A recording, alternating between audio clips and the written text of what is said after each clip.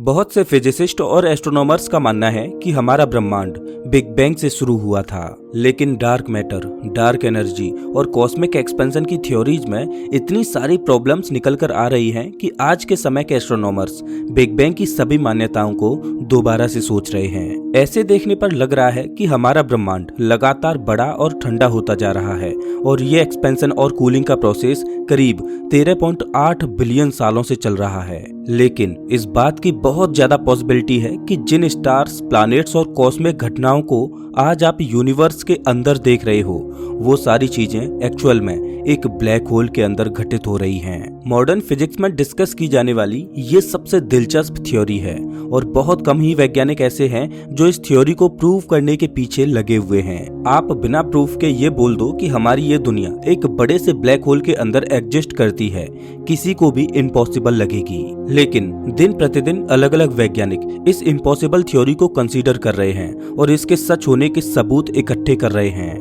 वो कह रहे हैं कि ब्लैक होल के अंदर मौजूद सिंगुलैरिटी और जिस सिंगुलैरिटी से बिग बैंग और यूनिवर्स का जन्म हुआ था वो एक ही है। संयोग तो देखिए कि इस नामुमकिन सी लगने वाली थ्योरी को मैथमेटिक्स भी सपोर्ट करता है। सूरज, धरती, मार्स, सोलर सिस्टम, पूरी गैलेक्सी, इन सभी चीजों का एक ब्लैक होल के अंदर होना सच में बहुत अजीब सुनाई देता है, लेकिन शायद ये बेस्ट एक्सप्लेनेशन है जिससे यूनिवर्स की शुरुआत कैसे हुई थी इस बात का जवाब दिया जा सकता है। दोस्तों, इस वीडियो में हम ये जानेंगे कि क्या हमारी ये दुनिया सच में एक बड़े से ब्लैक होल के अंदर समाई हुई है या नहीं। तो वीडियो को अंत तक देखते रहिए। नमस्कार दोस्तों, मैं हूं श्याम तोमर, स्वागत करता हूं आपका इस वीडियो में। 13.8 बिलियन साल पहले जब बिग बैंग हुआ तब उस वक्त की एंट्रोपी बहुत ज्यादा लो थी और तब से लेकर अब तक ये एंट्रोपी लगातार बढ़ रही है। एंट्रोपी का मतलब बहुत ही सिंपल है। मान लीजिए कि आपके घर के पास अभी अभी एक बहुत बड़ी बिल्डिंग का कंस्ट्रक्शन हुआ है और वो पूरी तरह से बनकर तैयार हो गई है।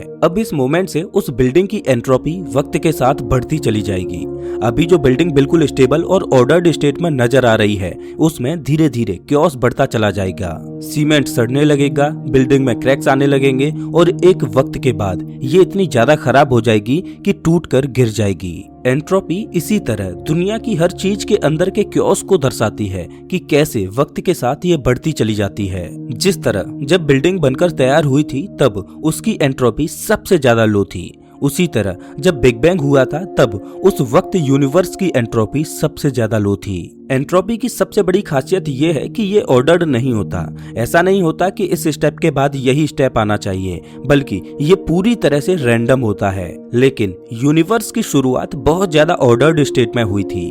बहुत से फिजिसिस्ट का कहना है कि ये फिजिक्स की सबसे बड़ी मिस्ट्री है। यूनिवर्स लगातार डिसऑर्डर की तरफ बढ़ता जाता है और यही साइंस की सबसे बड़ी नीति भी है। लेकिन बिग बैंग बहुत ही यूनिकली और हाईली ऑर्डर्ड घटना थी।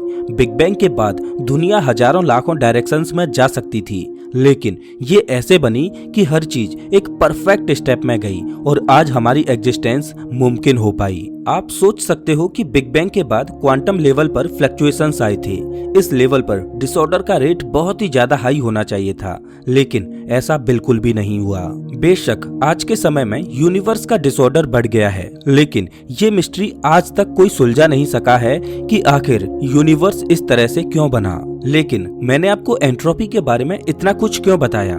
क्योंकि ब्लैक होल्स इस दुनिया में मौजूद एक ऐसी चीज है जिसकी एंट्रोपी बहुत ही ज्यादा हाई है। ये भी एक ऑर्डर्ड स्टेट यानी कि स्टेबल स्टार्स के सुपरनोवा होने से बनता है। कहीं न कहीं हमारी इस दुनिया में और ब्लैक होल्स के बनने में बहुत सी सिमिलरिटीज हैं।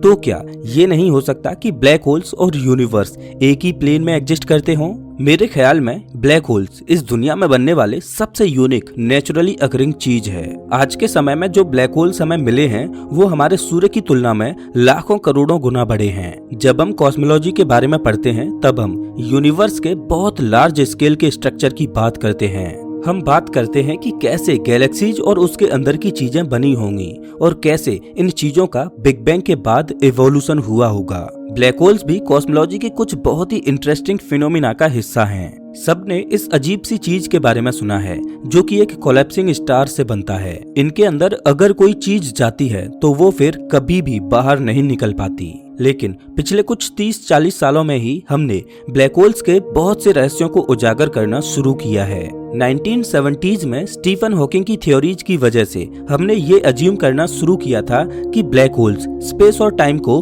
किसी तरह से अफेक्ट करते हैं। किसी नॉर्मल माइंड के लिए स्पेस बस एक ऐसी जगह होगी जहां हम रहते हैं और टाइम एक ऐसी चीज होगी जो बस बीतती जाती है। लेकिन जब हम इन ब्लैक होल्स जैसे स्ट्रक्चर्स के बारे में पढ़ते हैं तब हमें पता चलता है कि स्पेस और टाइम का असली मतलब क्या है। स्पेस और टाइम को मिलाकर ही हमारी रियलिटी का जन्म होता है। तो एक तरह से ब्लैक होल्स को पढ़कर हम अपनी रियलिटी को बेहतर तरीके से समझ पा रहे हैं। जरा सोचकर देखिए कि ब्लैक होल्स स्पेस का एक ऐसा रीजन है जिसके अंदर से लाइट तक बाहर नहीं निकल पाती। आखिर इस ब्लैक होल के अंदर है क्या? 1970s में स्टीफन हॉकिंग ने अंदाजा लगाया था कि ब्लैक होल्स आकाश के अंदर तेज प्रकाश से ग्लो करते हैं और वो लगातार एनर्जी को बाहर छोड़ते रहते हैं। अब अगर ब्लैक होल लगातार अपने अंदर की एनर्जी को लूज कर रहा है तो एक ना एक दिन तो ऐसा जरूर आएगा जब इसकी पूरी एनर्जी खत्म हो जाएगी और ये पूरी तरह से खत्म हो जाएगा। बस इसी चीज ने एक बहुत बड़े सवाल को जन्म दे दिया है। अगर हम कह रहे हैं कि ब्लैक होल के अंदर जाने वाली चीज फिर कभी बाहर नहीं आती, तो जब ब्लैक होल अपनी पूरी एनर्जी को लूज करके नष्ट हो जाता है तब इसके अंदर गई हुई चीजों का क्या होता है? स्टीफन हॉकिंग ने कहा था कि ब्लैक होल के अंदर से एक रेडिएशन निकलता है। उस रेडिएशन को रिकंस्ट्रक्ट करके हम ब्लैक होल के अंदर की सारी इंफॉर्मेशन निकाल सकते हैं। साल 2020 में की गई एक रिसर्च ने इस बात को साबित भी किया है, लेकिन बदकिस्मती से हम अपनी लाइफ टाइम में कभी भी ऐसा नहीं कर पाएंगे। शायद ही इंसानियत किसी ब्लैक होल को खत्म होते हुए देख पाएगी, क्योंकि इनका जीवन काल अरबों सालों का होता है। इस वजह से ब्लैक होल के अंदर एक्चुअल में क्या होता है, इस बात को जानने के लिए दूसरे ऑप्शंस खोजे जा रहे हैं। अब ये ऑप्शंस हमें मिले या ना मिले, लेकिन थ्योरिस्ट जोर शोर से इस बात पर यकीन करते हैं कि ब्लैक होल के अंदर का एनवायरनमेंट स्टेबल है, इतना स्टेबल कि उसके अंदर एक पूरा यूनिवर्स समा सकता है। तो क्या हमारा ये ब्रह्मांड भी एक ब्लैक होल के अंदर ही समाया हुआ है? सर्न में काम कर रहे एक पार्टिकल फिजिसिस्ट ने इस यूनिक थ्योरी को समझाया है। आज के समय में हम जितने भी ब्लैक होल्स को देखते हैं उनका मास बहुत ही ज्यादा हाई होता है। उनके अंदर इतना वॉल्यूम होता है कि हमारा पूरा का पूरा सोलर सिस्टम आसानी से उनके अंदर समा सकता है। लेकिन हमारे इस ऑब्जर्वेबल यूनिवर्स का क्या? ऑब्जर्वेबल यूनिवर्स यानी कि दुनिया के वो हिस्से जिन्हें हम देख पा रहे हैं, समझ पा रहे हैं। हमें पता है कि ये ऑब्जर्वेबल यूनिवर्स लगातार एक्सपेंड होता जा रहा है, लेकिन आखिर ये किसके अंदर एक्सपेंड हो रहा है? कुछ भी नहीं के। दरअसल स्पेस ही वो चीज है जो एक्सपेंड होता जा रहा है। अब क्योंकि ये एक्सपेंशन बिग बैंग के समय से ही होता आ रहा है, इसीलिए हमें ये भी अच्छे से पता है कि इस दुनिया के कुछ हिस्से ऐसे हैं जो हमारे लिए पूरी तरह से अनऑब्जर्वेबल हैं। हम नहीं देख सकते कि बिग बैंग की शुरुआत स्पेस के कौन से पॉइंट से हुई थी। सिंपल भाषा में बोलूं तो वो रीजन हमारे ऑब्जर्वेबल यूनिवर्स के एरिया से बाहर है। यूनिवर्स के ये पार्ट्स हमसे इतने दूर हैं कि हम उन्हें नहीं देख सकते। इस ऑब्जर्वेबल यूनिवर्स को हम एक स्फीयर का शेप देकर इमेजिन कर सकते हैं, एक फाइनाइट यूनिवर्स की तरह जिसकी बाउंड्रीज होती हैं। इस वक्त हमारा observable universe 93 billion light years के डायामीटर का है। वहीं हमें इस बात का कोई आइडिया नहीं है कि पूरे ब्रह्मांड का डायामीटर कितना है। तो क्या ऐसा हो सकता है कि ऑब्जर्वेबल यूनिवर्स का जो डायामीटर है जिसे हम देख पा रहे हैं वही एक्चुअल में ब्लैक होल का भी डायामीटर है जिसके अंदर शायद हम रह रहे हैं, और शायद ये यूनिवर्स उतना ही बड़ा है। बेशक कुछ लोगों के मन में आएगा कि स्पेस लगातार एक्सपेंड हो रहा है, इसीलिए हम ब्लैक होल के अंदर तो बिल्कुल भी नहीं हो सकते। लेकिन क्या ऐसा नहीं हो सकता कि ये स्पेस ब्लैक होल के किसी मिस्टीरियस फिनोमिना की वजह से एक्सपेंड होते हुए दिखाई दे रहा है? सच तो यही है कि हमें बिल्कुल भी नहीं पता कि ब्लैक होल के अंदर स्पेस और टाइम किस तरह से बिहेव करता है। तो शायद हो सकता है कि अब क्योंकि ब्लैक होल्स की एंट्रोपी इतनी ज्यादा होती है, इसीलिए इसके अंदर का स्पेस लगातार बढ़ता हुआ दिखाई देता है। मैं जानता हूँ कि ये सब आपको बहुत ही ज्यादा कॉम्प्लिकेटेड लग रहा होगा।